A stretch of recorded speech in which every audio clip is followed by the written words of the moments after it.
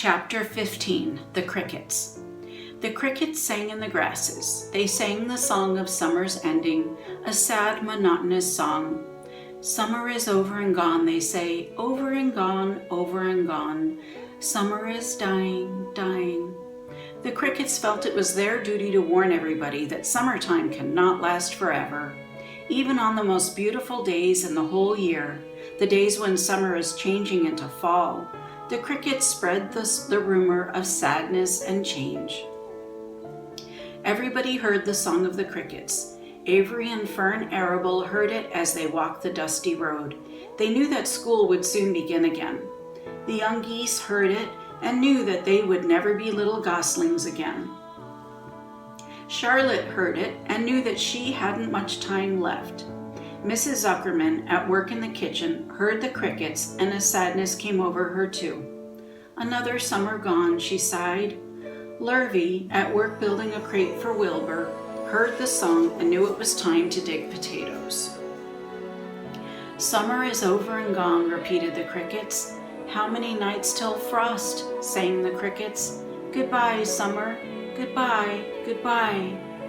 The sheep heard the crickets and they felt so uneasy, they broke a hole in the pasture fence and wandered up into the field across the road. The gander discovered the hole and led his family through, and they walked to the orchard and ate the apples that were lying on the ground. A little maple tree in the swamp heard the cricket song and turned bright red with anxiety. Wilbur was now the center of attraction on the farm. Good food and regular hours were showing results. Wilbur was a pig any man would be proud of. One day, more than 100 people came to stand at his yard and admire him. Charlotte had written the word radiant, and Wilbur really looked radiant as he stood in the golden sunlight. Ever since the spider had befriended him, he had done his best to live up to his reputation. When Charlotte's Web said some pig, Wilbur had tried hard to look like some pig. When Charlotte's Web said terrific, Wilbur had tried to look terrific. And now that the web said radiant, he did everything possible to make himself glow. It is not easy to look radiant, but Wilbur threw himself into it with a will. He would turn his head slightly and blink his long eyelashes. Then he would breathe deeply, and when his audience grew bored, he would spring into the air and do a backflip with a half twist. At this, the crowd would yell and cheer. "How's that for a pig?" Mr. Zuckerman would ask, well pleased with himself. "That pig is radiant." Some of Wilbur's friends in the barn worried for fear all this attention would go to his head and make him stuck up, but it never did. Wilbur was modest. Fame did not spoil him. He still worried some about the future, as he could hardly believe that a mere spider would be able to save his life. Sometimes at night, he would have a bad dream. He would dream that men were coming to get him with knives and guns, but that was only a dream. In the daytime, Wilbur usually felt happy and confident. No pig ever had truer friends, and he realized that friendship is one of the most satisfying things in the world. Even the song of the crickets did not make Wilbur too sad. He knew it was almost time for the country fair, and he was looking forward to the trip. If he could distinguish himself at the fair and maybe win some prize money, he was sure Zuckerman would let him live. Charlotte had worries of her own, but she kept quiet about them. One morning, Wilbur asked her about the fair. "You're going with me, aren't you, Charlotte?" he said. "Well, I don't know," replied Charlotte. "The fair comes at a bad time for me. I shall find it inconvenient to leave home even for a few days." "Why?" asked Wilbur. "Oh, I just don't feel like leaving my web. Too much going on around here." "Please come with me," begged Wilbur. "I need you, Charlotte. I can't stand going to the fair without you. You've just got to come." "No," said Charlotte. "I believe I'd better stay home and see if I can't get some work done." "What kind of work?" asked Wilbur. "Egg laying. It's time I made an egg sack and filled it with eggs." "I didn't know you could lay eggs," said Wilbur in amazement. "Oh, sure," said the spider. "I'm versatile." "What does versatile mean? Full of eggs?" asked Wilbur. "Certainly not," said Charlotte. "Versatile means I can turn with ease from one thing to another. It means I don't have to limit my activities to spinning and trapping and stunts like that." "Why don't you come with me to the fairgrounds and lay your eggs there?" pleaded Wilbur. "It would be wonderful fun."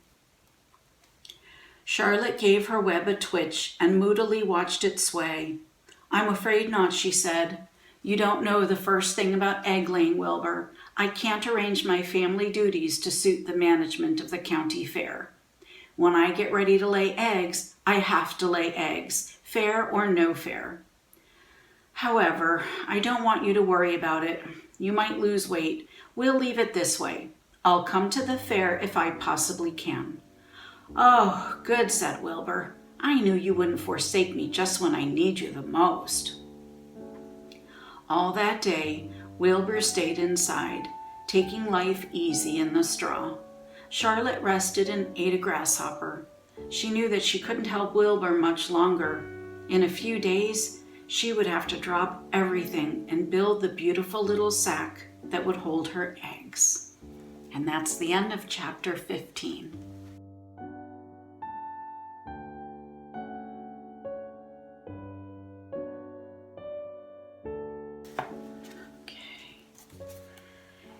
Chapter 16, Off to the Fair. The night before the county fair, everybody went to bed early. Fern and Avery were in bed by 8. Avery lay dreaming that the Ferris wheel had stopped and that he was in the top car. Fern lay dreaming that she was getting sick in the swings. Lurvy was in bed by 8:30. He lay dreaming that he was throwing baseballs at a cloth cat and winning a genuine Navajo blanket. Mr. and Mrs. Zuckerman were in bed by 9. Mrs. Zuckerman lay dreaming about a deep freeze unit. Mr. Zuckerman lay dreaming about Wilbur. He dreamt that Wilbur had grown until he was 116 feet long and 92 feet high, and that he had won all the prizes at the fair and was covered with blue ribbons, and even had a blue ribbon tied to the end of his tail. Down in the barn cellar, the animals too went to sleep early, all except Charlotte. Tomorrow would be fair day. Every creature planned to get up early to see Wilbur off on his great adventure. When morning came, everybody got up at daylight. The day was hot. Up the road at the Arables' house, Fern lugged a pail of hot water to her room and took a sponge bath. Then she put on her prettiest dress because she knew she would see boys at the fair. Mrs. Arable scrubbed the back of Avery's neck and wet his hair and parted it and brushed it down hard till it stuck to the top of his head, all but about 6 hairs that stood straight up. Avery put on clean underwear, clean blue jeans, and a clean shirt. Mr. Arable dressed, ate breakfast, and then went out and polished his truck. He had offered to drive everybody to the fair, including Wilbur. Bright and early, Lurvy put clean straw in Wilbur's crate and lifted it into the pig pen. The crate was green. In gold letters, it said, "Zuckerman's Famous Pig." Charlotte had her web looking fine for the occasion. Wilbur ate his breakfast slowly. He tried to look radiant without getting food in his ears. In the kitchen, Mrs. Zuckerman suddenly made an announcement. "Homer," she said to her husband, "I am going to give that pig a buttermilk bath." "A what?" said Mr. Zuckerman. "A buttermilk bath. My grandmother used to bathe her pig with buttermilk when it got dirty. I just remembered." "Wilbur's not dirty," said Mr. Zuckerman proudly. "He's filthy behind the ears," said Mrs. Zuckerman. "Every time Lurvy slops him, the food runs down around the ears. Then it dries and forms a crust. He also has a smudge on one side where he lays in the manure." "He lays in clean straw," corrected Mr. Zuckerman. "Well, he's dirty and he's going to have a bath." Mr. Zuckerman sat down weakly and ate a donut. His wife went to the woodshed. When she returned, she wore rubber boots and an old raincoat, and she carried a bucket of buttermilk and a small wooden paddle. "Edith, you're crazy," mumbled Zuckerman, but she paid no attention to him. Together they walked to the pig pen. Mrs. Zuckerman wasted no time. She climbed in with Wilbur and went to work. Dipping her paddle in the buttermilk, she rubbed him all over. The geese gathered around to see the fun, and so did the sheep and lambs. Even Templeton poked his head out cautiously to watch Wilbur get a buttermilk bath. Charlotte got so interested, she lowered herself on a drag line so she could see better. Wilbur stood still and closed his eyes. He could feel the buttermilk trickling down his sides. He opened his mouth, and some buttermilk ran in. It was delicious. He felt radiant and happy. When Mrs. Zuckerman got through and rubbed him dry, he was the cleanest, prettiest pig you ever saw. He was pure white, pink around the ears and snout, and smooth as silk. The Zuckermans went up to change into their best clothes. Lurvy went to shave and put on his plaid shirt and his purple necktie. The animals were left to themselves in the barn. The 7 goslings paraded round and round their mother. "Please, please, please take us to the fair," begged a gosling. Then all 7 began teasing to go. "Please, please, please, please, please." They made quite a racket. "Children," snapped the goose, "we're staying quietly at home. Only Wilbur Ilber is going to the fair." Just then Charlotte interrupted. "I shall go too," she said softly. "I have decided to go with Wilbur. He may need me. We can't tell what may happen at the fairgrounds. Somebody's got to go along who knows how to write. And I think Templeton better come too. I might need somebody to run errands and do general work." "I'm staying right here," grumbled the rat. "I haven't the slightest interest in fairs." "That's because you've never been to one," remarked the old sheep. "A fair is a rat's paradise. Everybody spills food at a fair. A rat can creep out late at night and have a feast. In the horse barn, you will find oats that the trotters and pacers have spilled. In the trampled grass of the infield, you will find old discarded lunch boxes containing the foul remains of peanut butter sandwiches, hard-boiled eggs, cracker crumbs, bits of donuts, and particles of cheese. In the hard-packed dirt of the midway, after the glaring lights are out and the people have gone home to bed, you will find a veritable treasure of popcorn fragments, frozen custard dribblings, candied apples abandoned by tired children, sugar fluff crystals, salted almonds, popsicles, partially gnawed ice cream cones, and the wooden sticks of lollipops. Everywhere is loot for a rat, in tents, in booths, in haylofts. Why, a fair has enough disgusting leftover food to satisfy a whole army of rats. Templeton's eyes were blazing. "Is this true?" he asked. "Is this appetizing yarn of yours true? I like high living, and what you say tempts me."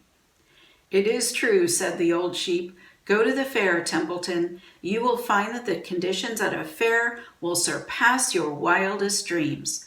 Buckets with sour mash sticking to them, tin cans containing particles of tuna fish, greasy paper bags stuffed with rotten—" "That's enough," cried Templeton. "Don't tell me any more. I'm going."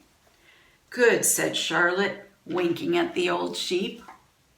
"Now then, there is no time to be lost. Wilbur will soon be put into the crate. Templeton and I must get in the crate right now and hide ourselves." The rat didn't waste a minute. He scampered over to the crate, crawled between the slats, and pulled straw up over him, so he was hidden from sight. "All right," said Charlotte, "I'm next." She sailed into the air, let out a drag line, and dropped gently to the ground. Then she climbed the side of the crate and hid herself inside a knothole in the top board. The old sheep nodded. "What a cargo," she said. "That sign ought to say Zuckerman's famous pig and 2 stowaways." "Look out, the people are coming, umming," shouted the gander. "Cheese it, cheese it, cheese it." Don't know what that means. The big truck with Mr. Arable at the wheel backed slowly down toward the barnyard. Lurvy and Mr. Zuckerman walked alongside. Fern and Avery were standing in the body of the truck, hanging onto the sideboards. "Listen to me," whispered the old sheep to Wilbur. "When they open the crate and try to put you in, struggle. Don't go without a tussle. Pigs always resist when they are being loaded." "If I struggle, I'll get dirty," said Wilbur. "Never mind that. Do as I say. Struggle. If you were to walk into the crate without resisting, Zuckerman might think you were bewitched. He'd be scared to go to the fair." Templeton poked his head up through the straw. "Struggle if you must," said he, "but kindly remember that I'm hiding down here in this crate, and I don't want to be stepped on, or kicked on in the face, or pummeled or crushed in any way, or squashed or buffeted about, or bruised or lacerated or scarred or biffed. Just watch what you're doing, Mr. Radiant, when they get shoving you in." "Be quiet, Templeton," said the sheep. "Pull in your head. They're coming. Look radiant, Wilbur. Lay low, Charlotte. Talk it up, geese." The truck backed slowly to the pig pen and stopped. Mr. Arable cut the motor, got out, walked around to the rear, and lowered the tailgate. The geese cheered. Mrs. Arable got out of the truck. Fern and Avery jumped to the ground. Mrs. Zuckerman came walking down from the house. Everybody lined up at the fence and stood for a moment admiring Wilbur and the beautiful green crate. Nobody realized that the crate already contained a rat and a spider. "That's some pig," said Mrs. Arable. "He's terrific," said Lurvy. "He's very radiant," said Fern, remembering the day he was born. "Well," said Mrs. Zuckerman, "he's clean anyway. The buttermilk certainly helped." Mr. Arable studied Wilbur carefully. "Yes, he's a wonderful pig," he said. "It's hard to believe that he was the runt of the litter.